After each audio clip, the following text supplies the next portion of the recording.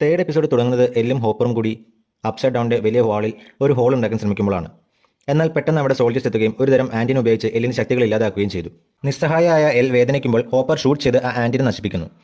L ശക്തമായി തിരികെ വന്ന് ബാക്കി സോൾജേഴ്സിനെ ആക്രമിച്ചു. എന്നിട്ട് ജീവനുള്ള ഒരു സോൾജറിനെ പിടികൂടുന്നു. എൽ തൻ്റെ ശക്തി ഉപയോഗിച്ച് ആ സോൾജറിൻ്റെ ഓർമ്മകൾ പരിശോധിച്ചപ്പോൾ ഡോക്ടർ കെ ആണ് ഇതിൻ്റെ എല്ലാം പിന്നിലെന്ന് മനസ്സിലാക്കി. ഡോക്ടർ കെ ഒരു വലിയ ഡോറിന് പിന്നിൽ ആരെയും ഒളിപ്പിച്ചു വെച്ചതായി അവൾ ആ സോൾജറിൻ്റെ ഓർമ്മയിൽ നിന്ന് കണ്ടെത്തുന്നു. എന്നാൽ എത്ര ശ്രമിച്ചിട്ടും അത് ആരാണെന്ന് കാണാൻ കഴിയുന്നില്ല. അവസാനം അത് വെഗ്നയായിരിക്കുമെന്ന് അവൾ സംശയിക്കുന്നു. അതേസമയം വിൽ തൻ്റെ ഹൈ മൈൻഡ് കണക്ഷൻ ഉപയോഗിച്ച് വെഗ്നയെ രഹസ്യമായി നിരീക്ഷിക്കുന്നു. വെഗ്നെ കൂടുതൽ കുട്ടികളെ പിടിക്കാൻ തുടങ്ങിയിട്ടുണ്ട്. അടുത്ത ലക്ഷ്യം ഹോളിയുടെ സ്കൂളിൽ നിന്നുള്ള ഡെറിക് ആണെന്ന് വിൽ കണ്ടെത്തുന്നു. മറ്റൊരു ഭാഗത്ത് ഹോളി ക്രീൽ ഹൗസിൽ ഹെൻറിയുമായി അവൾക്ക് ഇഷ്ടമുള്ള ഡിഷസൊക്കെ ലഞ്ച് കഴിക്കുന്നു.